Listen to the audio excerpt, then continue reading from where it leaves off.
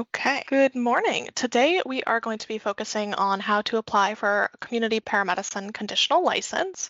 So first you're going to go ahead and log into your e-licensing account. Today we are logging in as Mike Wazowski. So we are in, you can see that I'm in my correct account. We're going to navigate over to applications.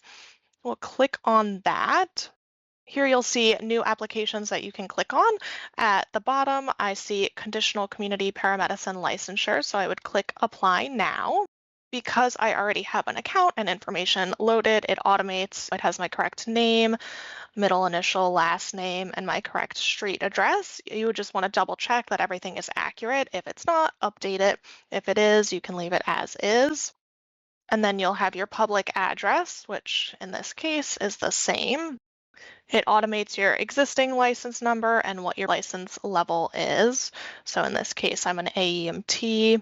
And then we get down into kind of the nitty-gritty of conditional license rules, requirements. So anybody who is applying for this has to have actively practiced previously. And a couple items that you need to have 10 CP patient care reports in MEFRs. That could be either in the 911 setting before we have the community health module or within the community health module. And then you need to upload proof of initial education, which you would upload here. So you'd click upload. You can choose a file, and this will be my initial training certificate. If you have a transcript, you can upload that. If you have a letter from the instructor, you can upload that. Whatever your proof of initial education is, you can upload here, and then you can identify that it's a CEH or training document. You would then click, you have read and understand the above statements, and you attest that you have 8 hours of continued education related to CP level. So this is saying that you have 8 hours of CEHs related to community paramedicine. And then you would click your level. This is based on your license. So because I'm an AEMT, I would choose conditional CP at the AEMT level. Then you go to acknowledgements. You have to answer yes or no for all of these. I've never been convicted of a criminal offense, so I'd click no. Have you ever been found to have committed a civil infraction involving use or possession of illegal drugs? No.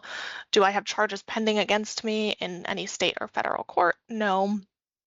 Has any action ever been taken against any professional license or certification you currently hold or have ever held? So this could be an EMS license or other licenses.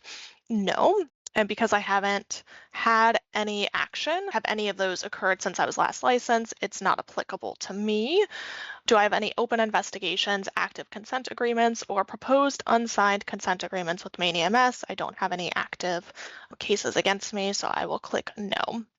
And then you get into your final acknowledgements. So in order to be eligible for the license, you have to have actively practiced CP. I have 10 visits within the community health module prior to this application, so I am eligible and I will check. And then I am also affirming that the information provided in the application is accurate and true to the best of my knowledge. I'm telling the truth. I understand that sanctions may be imposed, including denial, civil penalties, suspension, or revocation of my license if the information is found to be false or have concealed material facts. So I was truthful in my application. I will then click today's date. I just click today, and then I would submit with my password. All right, so now I can see that it is completed. You can see the PDF that I uploaded, so you can always double check that to make sure you uploaded the correct thing.